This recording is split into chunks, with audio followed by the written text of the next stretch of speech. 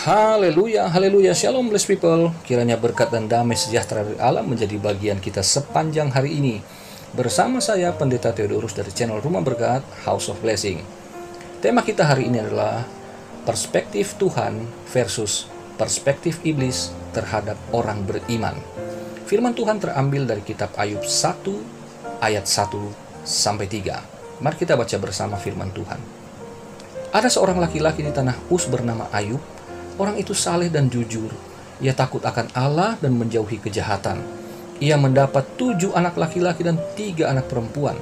Ia memiliki 7.000 ekor kambing domba, 3.000 ekor unta, 500 pasang lembu, 500 keledai betina, dan budak-budak dalam jumlah yang sangat besar, sehingga orang itu adalah yang terkaya dari semua orang di sebelah timur. Saudara yang terkasih dalam Tuhan, kisah tentang Ayub tentu sampai hari ini tetap sangat relevan bagi kita, bahwa ada orang yang pernah sangat menderita, tetapi pada akhirnya ia dikenal sebagai orang yang tetap setia dan mengikut Tuhan sampai ia menerima pemulihan. Saudara yang terkasih dalam Tuhan, kisah Ayub dari ayat 1 sampai 3 ini dapat kita katakan bahwa ini adalah pribadi yang menjadi idaman juga bagi semua orang beriman. Ia sukses dalam segala hal. Yang pertama, ia bisa dikatakan orang yang sangat kaya secara rohania. Dan yang kedua, ia orang yang sangat kaya secara lahiriah atau jasmania. Sukses banget. Ini menjadi idaman semua orang, termasuk orang-orang Kristen tentunya, bahwa kita sukses di sorga, sukses di bumi. Kita punya kekayaan sorga, kita juga punya kekayaan di bumi. Oh haleluya, begitulah. Nah, kemudian ditambah lagi bahwa ia bukan hanya kaya secara rohania dan jasmania, tetapi ia juga seorang bapa yang luar biasa, karena ia biasa berdoa kepada Tuhan Allahnya setiap waktu bagi anak-anaknya, ya, setiap hari. Kenapa? Karena ia sangat peduli dengan keselamatan anak-anaknya, bukan soal kesuksesan dunia anak-anaknya. Ia tidak berpikir bagaimana untuk mewariskan kekayaannya. Dia tidak berpikir mewariskan perusahaannya, bagaimana mereka nanti untuk melanjutkan, untuk membuatnya lebih besar lagi. Tidak, bukan itu. Tetapi yang menjadi perhatian Ayub adalah soal kerohanian mereka. Bagaimana anak-anak saya di hadapan Tuhan? Aduh, jangan-jangan sengaja nggak sengaja mereka telah berdosa di hadapan Tuhan. Bukankah ini satu hal yang luar biasa lagi? Haleluya. Karena banyak orang Kristen juga yang kaya rohani, kaya jasmani, tetapi ia tidak menjadi bapak yang baik bagi anak-anaknya. Ini komplit banget, luar biasa. Tetapi benarkah hal tersebut menjadi patokan mutlak bagi orang percaya, bahwa karena kita beriman kepada Tuhan, lalu kita harus sukses seperti Ayub? Oke, kalau begitu pertanyaan saya, maukah saudara juga menderita seperti Ayub? Nah, ini kan susah. Sebab itu yuk kita lihat perspektif Tuhan dan perspektif iblis terhadap orang beriman ini. Ya tentu dalam konteks ini Ayub. Dan bagi kita hari ini, ya saudara dan saya. Nah, saudara yang terkasih dalam Tuhan, dari ayat 6 sampai 12 secara sederhana saya sampaikan, saudara silakan baca sendiri untuk mempersingkat waktu, bahwa perspektif Tuhan terhadap Ayub bukanlah soal kesuksesan lahiriah, tetapi yang menjadi ukurannya Allah bahwa Ayub ini hebat adalah yang rohania. Rohania saja. Kenapa yang disebut Ayub disebut oleh Tuhan terhadap Ayub adalah apa yang menjadi narasi di ayat 1. Bahwa kata Tuhan, Ayub itu orang yang saleh, orang yang jujur, takut akan Allah, dan menjauhi kejahatan. Dan Ayub tidak dikatakan orang yang sukses. Bagaimana? Apa kamu memperhatikan orang sukses yang namanya Ayub? Enggak. Apa yang dikatakan Allah? Apakah engkau memperhatikan hambaku Ayub? Artinya hamba itu kan orang yang mengabdi. Ini konteks pada zaman itu ya. Kata hamba atau budak ini adalah orang yang mengabdi sepenuhnya, seumur hidupnya kepada Sang Tuan. Kehendaknya telah diletakkan pada kehendak Sang Tuan. Dia nggak punya kehendak apa-apa lagi selain kehendak tuannya yang jadi. Kedaulatan hidup matinya ada di tangan Sang Tuan. Jadi, menurut perspektif Allah, ya, Ayub ini melayani, mengabdi, dan beribadah kepada Tuhan oleh karena iman. Murni, tanpa motivasi yang lain. Ya, kita dapat melacak itu di ayat 4 dan 5 tadi, bukan? Nah, kemudian iblis menjawab di ayat 9 sampai 11. Itu kan karena Tuhan berkati. Semua Tuhan kasih, semua yang diusahakan berhasil. Coba kalau nggak diberkati. Dengan kata lain, iblis sedang berkata, menurut perspektifnya, Ayub hanya mau beribadah, hanya mau setia, hanya mau melayani.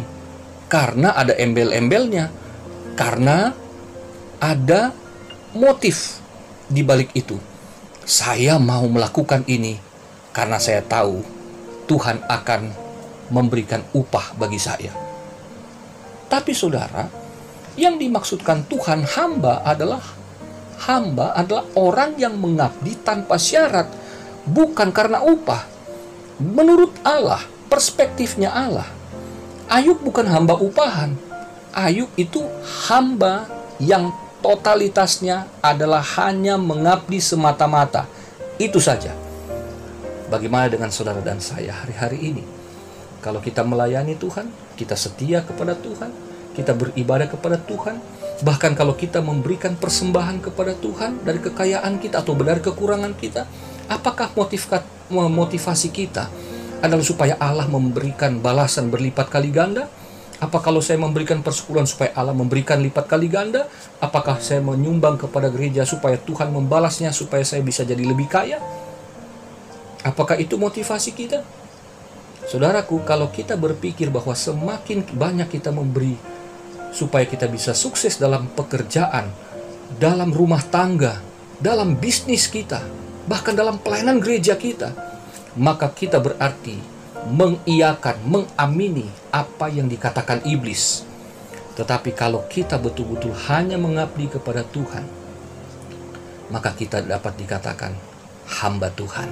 Amin, haleluya.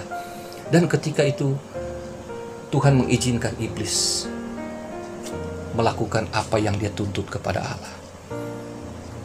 Ayat 13-19 kita tahu bersama. Ayub kehilangan segalanya. Secara ekonomi ia hancur-hancuran, runtuh. Bisnisnya hancur. Usahanya, perusahaannya bangkrut. Dihajar, dirampok, diambil semua, dibunuh semua karyawannya. Mungkin saudara hari ini kehilangan pekerjaan karena pandemi yang gak jelas kapan berakhirnya ini. COVID-19 ini, corona yang luar biasa ini telah menghancurkan bisnis saudara, telah menghancurkan usaha saudara, telah menghancurkan keuangan saudara. Saudara kehilangan banyak pekerjaan, kehilangan karyawan karena tidak mampu gaji lagi. Dan bahkan yang terparah, Ayub kehilangan anak-anak yang sangat dicintainya. Mungkin di hari-hari ini ada di antara saudara yang kehilangan keluarga karena penyakit corona, ataupun penyakit-penyakit yang lain yang berbahaya, yang menjadi momok bagi orang pada saat ini. Apapun itu, apa reaksi saudara?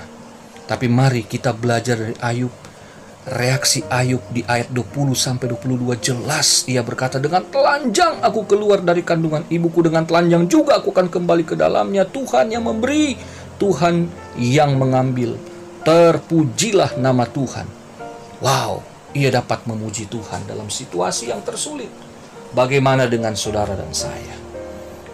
Bagian yang kedua, sesi yang kedua, adegan yang kedua, kita dapat melihatnya di pasal 2 ayat 1-10. Ketika Tuhan bilang, lihat, dia tetap tekun tuh, kau sudah menghancurkan segalanya. Nggak terbukti kan tuduhanmu? Ia tetap setia kepadaku tanpa syarat. Kata iblis, iya, itu kan semua yang di luar tubuhnya. Bagaimana kalau tubuhnya sendiri tidak diberkati? Artinya Kan dia sehat-sehat saja, wajarlah dia memuji engkau, dapat melayani, dapat bekerja. Bagaimana kalau sekarang dia sakit? Tuhan bilang, ya silakan, yang penting jangan ambil nyawanya. Seperti di ujian yang pertama. Kemudian apa? Ayub terkena penyakit yang sangat parah dan tidak ada obatnya pada masa itu. Tapi kemudian Ayub tetap dapat berkata, apakah kita mau menerima yang baik dari Allah tetapi tidak mau menerima yang buruk? Dalam kesemuanya Ayub, dalam semuanya itu Ayub tidak berdosa dengan bibirnya. Bagaimana dengan saudara dan saya? Ketika kita kena penyakit, ataukah mungkin di antara saudara ada yang terkena corona atau penyakit lain yang mungkin dianggap berbahaya, apakah saudara tetap dapat bersyukur, bersuka cita dan memuji Tuhan bahwa hidup saudara bukan ditentukan oleh penyakit tetapi di dalam kedaulatan Allah? Kalau Allah menyatakan hidup maka hidup, kalau memang harus mati maka harus mati, tidak ada yang dapat mencegahnya.